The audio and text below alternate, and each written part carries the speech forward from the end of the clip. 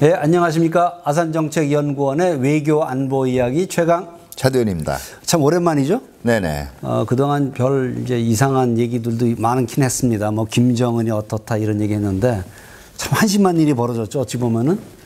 그렇죠. 탈북민이 다시 헤엄을 쳐서 이북으로 들어갔어요. 네. 그러니까 첫 번째가 도대체 우리 경계태세가 어찌 이 모양이길래 탈북민이 들어간 것도 모르고 있다가 북한에서 7월 19일 그 탈북민이 들어왔다. 네네. 이 소식을 알고 발견했는데 첫 번째 경찰이 사실 이제 그 탈북민의 안전을 위해서 보호를 하고 항상 어떻게 그렇죠. 보면 예. 그랬는데 전혀 그걸 몰랐다. 그리고 예. 주위의 사람들이 그 사람이 이북으로 돌아갈 수도 있다. 북한으로 돌아갈 수 있다. 이런 얘기를 했는데도 불구하고 무시했다. 네, 30시간 정도 지금 사실상 이제 아무런 조치를 취하지 않았다라고 지금 문제 제기가 되죠. 그 경찰도 문제고 두 번째는 그 다음에 문제는 두 번째 군의 경계태세가 참 문제인 것 같아요. 네네. 지금 뭐 군 기지가 외부 사람에 뚫린 게 뭐 한두 군데가 아니고 그렇죠. 이번에는 또 보니까 이게 뭐 그 열 화상 장치인가요? 그래서 하여튼 그 감시 장비가 있음에도 불구하고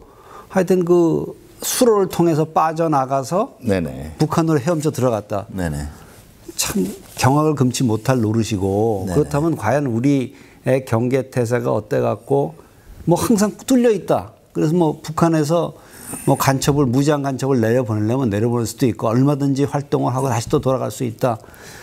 이게 과연 우리가 안심하고 살 수 있는 상태인지 네네. 이것부터가 참 걱정스럽습니다. 어떻게 보세요? 군의 우리 경계태세에 대해서. 네, 저 일단 이제 지금 뭐 해당 지역을 경계를 했던 그 김포 쪽이잖아요. 그렇죠. 그러니까 지금 해병대 이 대비 태세에도 비난이 쏟아지고 있는데요. 사실 이거는 이 병사들한테 뭐라고 할 계제는 아니라고 봐요. 저는 그보다 더 심각한 문제가 우리의 전력 발전, 특히 국방 개혁 그 방향에 문제가 있다라고 생각합니다. 지금 사실상 지금 해병 사단에서 그 경계 책임을 맡고 있는 데만 이 곡선까지 그 직선거리를 펼쳐놓으면 한 250km 됩니다. 이거를 일개 사단이 인력만 가지고 지킬 수가 근본적으로 없는 문제예요. 그런데 지금 국방개혁 시행을 하면서 사실 인력 위주 감시 장비보다 첨단 감시 장비로 앞으로 업그레이드를 하겠다고 분명히 얘기했단 말이에요. 그렇죠. 예. 그런데 결국 그동안 남북 교류 협력이다 뭐 이렇게 얘기하면서 전방 지역에 있어서 오히려 병사들한테는 이제 오히려 대적관이라든가 이런 쪽에 있어서 좀 풀어줘도 된다 이런 분위기가 형성이 되지 않았어요? 그렇죠. 2018년 9월 이후에. 예, 그렇죠. 그렇죠. 이런 인력들에 의한 감시보다는 그렇다면 그런 감정이 개입되지 않는 그 기계라든가 아니면 장비에 의한 감시 체제가 강화가 돼야 되는데 실제로 이거는 그동안 여러 번 국방개혁 매번 발표할 때마다 비전들도 나오고 얘기가 나왔지만 뭐 무인 로봇 같은 거 미래병사 얘기할 때 항상 나오지 않습니까? 네, 그렇죠. 그런데 실현된 건 하나도 없단 말이에요. 이건 어떻게 보면 지금 진짜 조금 더 실현이 안 됐어요? 그렇죠. 왜냐하면 그걸 보여주는 거라고 볼 수가 있는 게요. 이게 뭐 한두 건이면 아무리 첨단 보니까 장비라도 요번에 그 탈북민 월북한 탈북민 보니까 그 화면이 찍혔다는 거예요. 그렇죠. 그렇다면 장비가 작동을 했음에도 불구하고 그 장비를 보고 판단하는 인력이 없었다. 이거 아닌가요? 인력도 없고 실질적으로 이런 장비가 일단 잡히게 되면 이제 경보가 울리잖아요. 경보가 울리고 이거를 인지할 수 있는 조치가 있을 텐데 과연 이게 있었냐 제대로 병력들이. 그러니까 뭐 다른 얘기도 해야 되니 간단히 얘기하자면 장비도 있어야 되고 장비를 제대로 운영할 수 있는 인력도 있어야 그렇죠. 되고 이거는 단순히 그리고 또 그러한 사람들이 제대로 임무를 수행할 수 있도록 평소에 훈련도 돼 있어야 되는데 정신 무장도 해이해졌고 감시 장비도 별로 관심이 없었고 뭐 작동한 것 같아요. 그렇죠. 그렇지만 충분하지가 못했다라는 것이고 하여튼 이게 총체적인 난국 아닌가 그런 생각이 들어요. 열화상 장비 같은 경우에는요. 벌써 지금 천안함 때부터 10년이 흐른 문제거든요. 그렇죠. 여전히 하나 개선이 안 돼 있다는 얘기예요. 그러니까 이 모니터링 체제가. 이번에 정말 우리 몇 번 있었잖아요. 그 노크 귀순해가지고 우리 초세에 와가지고 노크해가지고 귀순했던 것도 있고. 그러니까 매번 그때마다 앞으로 군 경계태세 강화하겠다 그래놓고 나아진 게 없다라는 걸 사실 반증하는. 그러니까 우리 군이 기본에 충실해야 될 것 같아요. 기본에 충실하면서 거기에 기계가 들어가고 우리의 병사들이 제대로 임무 수행할 수 있도록 훈련을 해야 될 것 같은데 지금 다 해이해졌다.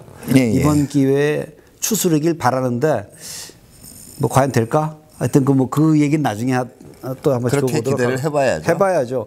사실 오늘 이제 중요한 것은 북한의 움직임이 다르다는 거죠. 사실은 그렇죠. 이제 그 탈북민이 월북을 했는데 예. 즉각적으로 지금 개성 지역을 갖다 봉쇄해 버렸단 예. 말이에요. 그러면서 이제 뭔가 저는 이제 뭐 느낌은 이제 한국한테 또 뜯어낼 게 생겼다.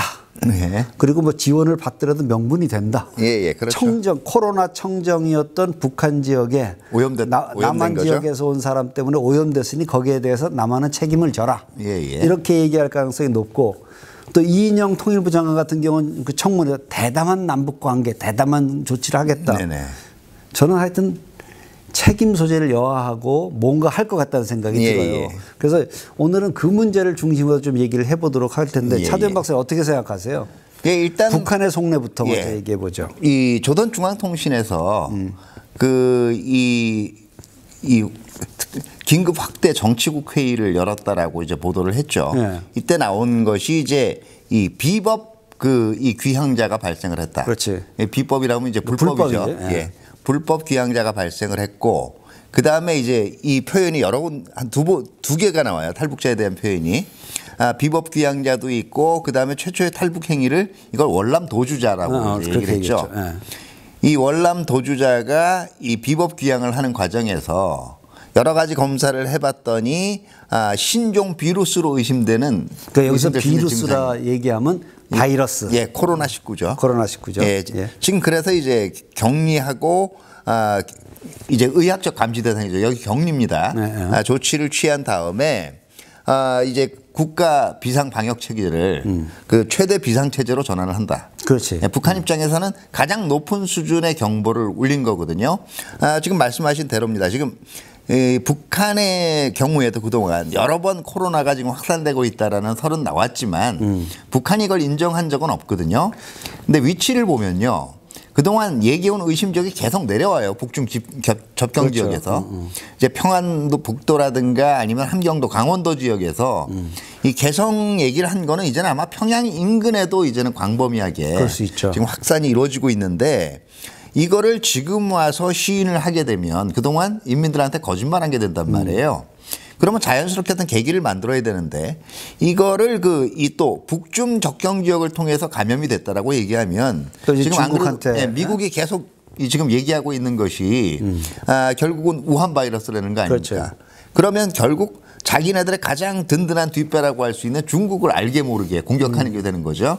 그러면 결국은 지금 평양 이남 지역에 특히 북한으로 치면 수도권 지역에 퍼진 비루스는 이제 한국으로부터 왔다는 암시를 강력하게 하는 거고요. 그러니까 결국은 이미 사실 어느 정도 북한 지역 뭐 평양까지는 아니더라도 그렇죠. 평양 인근에 코로나 바이러스가 퍼져 있는데 이걸 그걸 숨겨 왔다가 마침 이제 그렇죠. 월북한 탈북자 때문에 이게 퍼졌다. 이렇게 해서 그동안 숨겨왔던 걸 공식적으로 드러내면서 이거 다 남한 탓이다.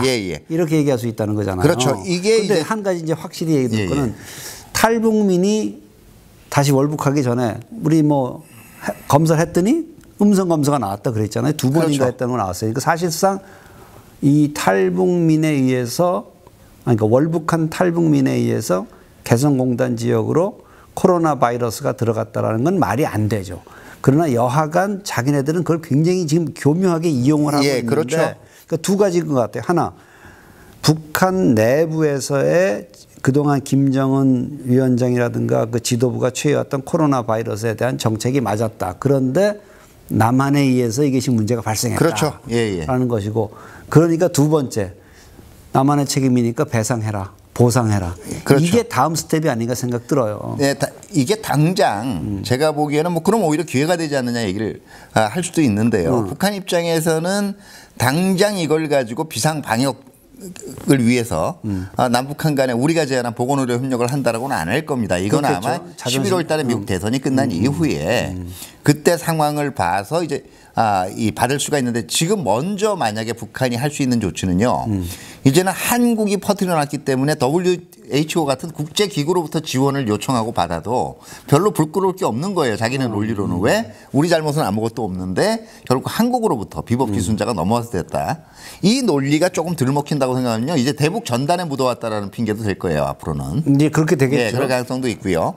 지금 북한 입장에 또 하나의 포석은 결국은 비상 방역을 위해서 지금 개성을 봉쇄하겠다고 하지 않았습니까? 네. 봉쇄를 하려면 가장 확실하게 해결할 수 있는 게 병력이란 말이에요. 네.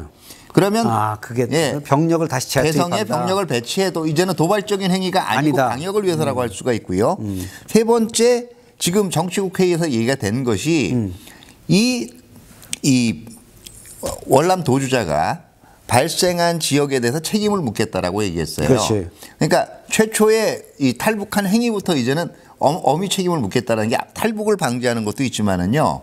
앞으로 월남 도주자 감시를 위해서 GP의 병력을 다시 넣어도 이것까지도 이제 정당화가 될 수가 있는 겁니다. 이제 우리가 거기까지 예. 확대 해석을 해볼 수가 있긴 있죠. 예. 그러니까. 그렇게 한 다음에 11월쯤 다시 남북 보건 협력을 이제 받는다라고 해도 이제는 우리로부터 뭘 지원받는 게 아니고요. 북한이 시혜를 베푸는 거예요. 결국은 시혜라기보다는 책임을 추궁하는 그렇죠. 책임 추궁하고 그다음에 이제 그 얘기할 거 아닙니까? 그 한국이 관리를 제대로 못해서 그 사방에 퍼뜨리고 다니는 걸 우리가 제대로 감지를 해냈고 그다음에 감염 관련 정보도 공유를 한다. 이건 이제 또 북한 쪽에서는 굉장히 우리한테 뭐를 주는 듯이 얘기를 할 수가 있다라는 거죠. 근데 문제는 한국 정부의 입장일 것 같아요. 그렇죠. 그러니까 예를 들어서 뭐 우리는 그 탈북민 조사해 봤더니 음성이었기 때문에 이거 말이 안 되는 거다. 재벌제 절대 그렇게 얘기 안 할 것 같아요. 예, 그러니까 이걸 하여튼 지금 문재인 정부는 남북 관계를 어떻게든지 풀어가려고 하는 거고 과거에도 지금 코로나 바이러스를 갖고 어떻게든지 뭔가 대화의 물꼬를 트고 싶어 하는데 지금 또 통일부 장관, 이인영 통일부 장관 같은 경우는 대담한 접근을 하겠다고 한 마당이다 보니까 제 생각에는 우리 차 박사님하고 좀 차이가 있게 나는 8월 달에도 뭔가 하려고 할 것 같아요. 예, 아니 시도는 그러니까 할 거예요. 그게 우리 정부의 의도가 될 거고 굉장히 남북 대화라든가 협력 문제, 특히 보건 협력 문제를 중심으로 해서 뭔가 일을 꾸며 나가려고 할 것 같다. 이렇게 되면 이제 뭐 얼마 있으면 국정원장 후보자도 이제 임명이 될 것 같고 이렇게 그렇죠. 되면은 안보실장, 국정원장, 통일부 장관 3박자가 맞아서 뭔가 꾸며낼 것 아니겠는가. 사실 그게 걱정이에요. 예, 근데 이제 과연 제가 볼 때는 이 손바닥에 마주쳐야 소리가 나는 건데요. 오히려 북한 같은 경우는 지금 11월 이후를 보고 주로 행보를 하고 있단 말이에요. 참 난 지금까지 우리나라 저기 통일부 장관이나 뭐 특보 임명했을 적에 나 북한이 그렇게 환영하는 입장 발표한 건 난 처음 봤어요. 그렇죠. 그러니까 이제 아무래도 코드가 좀 맞는다라는 건데요. 그러니까 그건 뭐냐면 거꾸로 얘기하게 되면 이인영 장관 우린 당신한테 기대하는 바가 많으니까 좀 잘해 보시오. 이걸 지금 의미한 거 아니겠어요? 그거를 제가 볼 때는 아마 이 8, 9, 10월 중에 한번 지켜보고요. 네. 그걸 가지고 11월 이후에 이제 이 접근할 가능성이 있다라는 거고요. 저는 오히려 이 상당히 좀 이 문제가 남북 한의 문제기도 하지만 그동안 우리가 K-방역을 얘기했던 우리의 국제 신뢰도 관련이 있는 것이요. 지금 어떤 거냐면 실제로 북한 말대로는 감염 의심자를 제대로 통제를 못한 거예요. 그리고 지금 남북한 관계에서 지금 뭐 우리가 도로 재입국하는 거를 그 제대로 감지 못한 이게 출입국 관리 문제도 되거든요. 해외에서 뭐 볼 때는 그거는 뭐 좀 약간 우리가 확대 해석하는 것 같고 제가 보기에는 이건 어쨌든 정부 입장에서 분명히 그런 사실이 없었다는 걸 밝힐 필요가 있다라고 봅니다. 그러니까 뭐 그런 건 좀 확실히 밝혀야 될 텐데 이럴 때일수록 좀 원칙에 맞게 그렇죠. 좀 여유를 갖고 갔으면 좋겠어요. 그러니까 이제 정부는 제가 생각할 때 8.15 다가오고 또 9월 말에 추석 다가오게 되면은 뭐 그때쯤 해서 뭐 이산가족 상봉 사실 코로나 바이러스 때문에 이산가족 상봉을 한다는 것 자체도 문제가 있는 거지 그렇죠. 않습니까? 네. 그걸 좀 우리가 좀 여유를 갖고 했으면 좋겠다라는 생각이 들고 시간에 끌려가지 말자. 저는 그 생각이 강력히 듭니다. 그러니까 지금 오히려 이것을 기회라고 생각할 수 있는 사람들도 있겠지만은 기회가 아니다. 우리의 대북 정책이라든가 문재인 정부를 테스트하는 그런 계기가 될 수 있기 때문에 좀 신중한 접근을 해야 된다라고 생각을 합니다. 또 사실은 이제 뭐 아까 11월 미국 대선 얘기도 많이 하시는데 미국 대선 행보라는 게 지금 어떻게 나올지 모르지 않습니까? 그렇죠. 바이든 후보가 지금 현재 한 13% 정도로 앞서고 있고 그 예를 들어서 뭐 텍사스라든가 플로리다라든가 미시간 이런 데 다 앞서고 있단 말이죠. 네네. 근데 재밌는 거는 2016년 때도 힐러리가 똑같이 앞서고 있었어요. 그렇죠. 근데 막판에 뒤집어졌거든요. 그러니까 아직은 누가 될지 모른다. 그래서 북한으로서도 제가 보기에는 뭔가 큰 일을 저지르지 않고 11월까지 좀 기다려야지 않겠나라는 생각도 듭니다. 그렇지만 그 사이에서 사실은 이제 동절기로 다가갈수록 코로나 바이러스의 전파 속도가 더 빨라질 수 있고 범위가 넓어질 수 있다. 네, 2차 확산도 이제 충분히 이제 그러다 보면 북한으로서는 뭔가 지원을 확보해야 될 거고 그 차에 이번 기회에 이건 일은 잘 된 것이다 하고 최대한으로서 우리 남한 정부로부터 뺏어 먹을 수 있는 건 다 뺏어 먹으려고 할 것 같다는 생각이 들어요. 그렇죠. 그러기 위해서 지금 현재 북한의 행보는 일단 여지는 준 상황에서 초조하게 만들겠다. 이것이 가장 큰 보관이라고 볼 수가 있고요. 네. 여기에 끌려가게 되면 그다음에는 뭐 대책이 없게 되는 겁니다. 근데 그 와중에 이제 우리는 이제 8월 달에 요즘은 하도 이름이 자주 바뀌어서 이제 동맹이라는 이름도 안 쓴다면서 연합훈련도? 예, 그렇죠. 뭉치고 있죠. 그냥 한미 연합훈련 이렇게. 예. 참 답답한 마음 금할 수가 없습니다만은 이제 그 훈련 때가 되면 조금 약간 긴장이 올라가겠죠. 뭐 네네. 전쟁 연습이다 하면서 이제 북한이 뭐 나름대로 이제 좀 낮은 수준의 도발 정도를 할 수도 있을 거고 그러면서 한국 정부를 또 이제 다급하게 할 것 아니겠는가.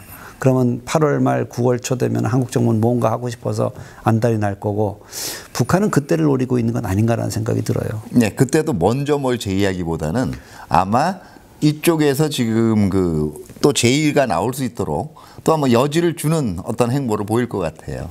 글쎄요. 하여튼 그때 과연 그럴지 안 그럴지 다시 한번 우리 내기를 한번 해보도록 하고요. 오늘 아산정책연구원이 보내드리는 아산 외교 안보 이야기는 여기까지 하도록 하겠습니다. 감사합니다.